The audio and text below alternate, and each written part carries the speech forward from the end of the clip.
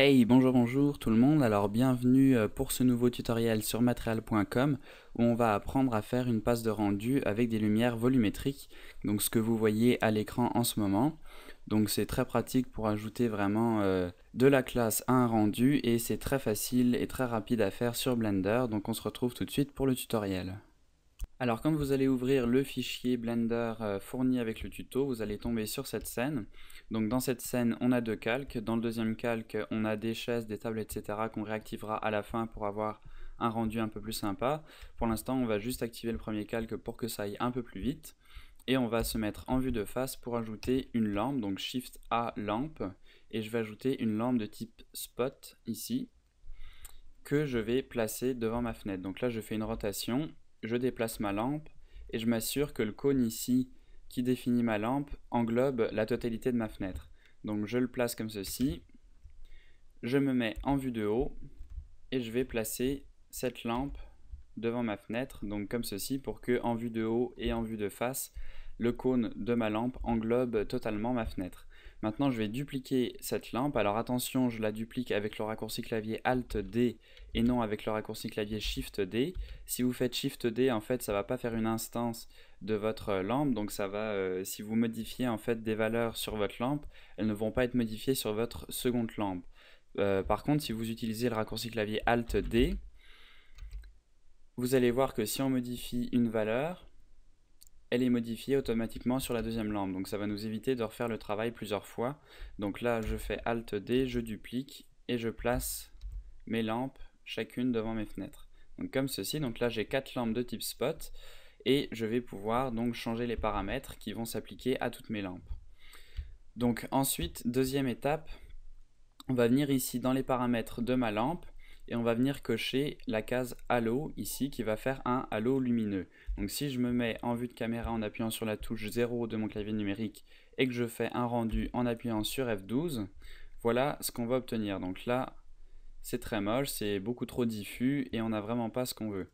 Donc on va venir réduire l'intensité de nos lampes ici, donc je vais la réduire à 0.05, donc 0,05. On refait un rendu et on peut voir déjà que l'intensité est assez sympa, donc c'est beaucoup moins élevé et on voit un peu plus la pièce dans son ensemble. Maintenant on va augmenter les steps ici, donc on va le mettre au maximum qui est 12, si vous voulez aller au-dessus on peut pas, le maximum est 12, et on va refaire un rendu et vous allez voir que ça va déjà être beaucoup plus défini, beaucoup moins diffus, donc là on a vraiment les rayons de lumière qui vont apparaître sur notre rendu. Alors pour l'instant, on a un petit problème encore, c'est que ici, vous voyez, on voit les contours de notre fenêtre. Alors nous, on ne veut pas avoir ces contours, on veut juste avoir les rayons lumineux. Donc pour ça, on va venir ici dans les Render Layers, dans l'onglet, on va cliquer ici, et on va désactiver Solid, Z-Transp, Strand et Edge. Là, si on refait un rendu, voilà, vous pouvez voir que les bordures de la fenêtre ont disparu. Donc là, c'est un peu plus dur de voir notre passe de lumière volumétrique puisque notre ciel est gris. Donc là, on va venir dans l'onglet World, on va cliquer sur Horizon Color et on va baisser cette couleur à un noir complet. Comme ça, si on refait un rendu, l'arrière-plan va être noir et on va pouvoir, voilà, observer notre passe beaucoup mieux. Donc là, on va revenir dans nos lampes spot ici, donc dans les paramètres, puisque vous voyez qu'ici c'est quand même assez pixelisé, c'est pas vraiment très précis. Donc pour remédier à ça, on va venir augmenter la taille et les samples de nos ombres. Donc ici, on peut la mettre au maximum, donc c'est 10240. Si on va au-dessus, vous voyez que ça ne marche pas, donc je le mets au maximum. Les samples, pareil, je les mets au maximum à 16, et on va refaire un rendu. Donc là, le rendu va être un petit peu plus long. Il n'y a pas tant de différence entre 4096 par exemple et 10240, mais quand même, le temps de rendu n'est pas si long que ça pour une passe de ce type.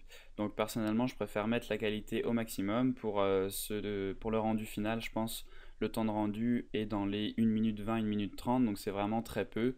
Donc je préfère mettre la qualité vraiment au maximum plutôt que de gagner 30 secondes et d'avoir une qualité un peu moins bonne. Donc là, on va attendre que le rendu se finisse. Voilà, et donc vous pouvez voir que ça a pris 1 minute, un peu plus d'1 minute pour faire le rendu dans sa globalité. Donc c'est quand même assez court comme temps de rendu. Alors là, cependant, on a un petit problème, c'est cette ligne noire au milieu qu'on aimerait bien supprimer. Donc pour ça, c'est très simple, on va venir ici sélectionner toutes nos lampes. Donc je les sélectionne et on va tout simplement les descendre un tout petit peu ou les monter l'un ou l'autre. Et si on refait un rendu, vous allez voir que cette ligne noire va disparaître. Donc là, je vais attendre que le rendu se finisse. Et voilà, donc vous voyez que cette ligne noire a disparu. Et donc maintenant, on va pouvoir revenir dans la vue 3D, réactiver notre calque. Donc là, j'appuie sur Shift et je clique sur le calque pour avoir mes deux calques visibles. Et je m'assure qu'on est à 100% ici pour le rendu et je lance une dernière fois un rendu. Et voilà donc comment faire des lumières volumétriques dans Blender. Donc après, il vous suffit d'exporter cette image et dans Photoshop ou tout autre logiciel de la compositer par-dessus, donc avec un mode Screen Add ou quelque chose du genre qui va donc créer ces rayons lumineux. Et donc vous voyez que le temps final du rendu est de 1 minute 23 pour une scène qui a 3 millions de polygones, donc c'est très très rapide pour ce genre de scène et ça ajoute un côté assez sympa à vos rendus. Donc voilà pour ce tutoriel, j'espère que ça vous a plu, n'hésitez pas à le partager et à la prochaine, bye bye.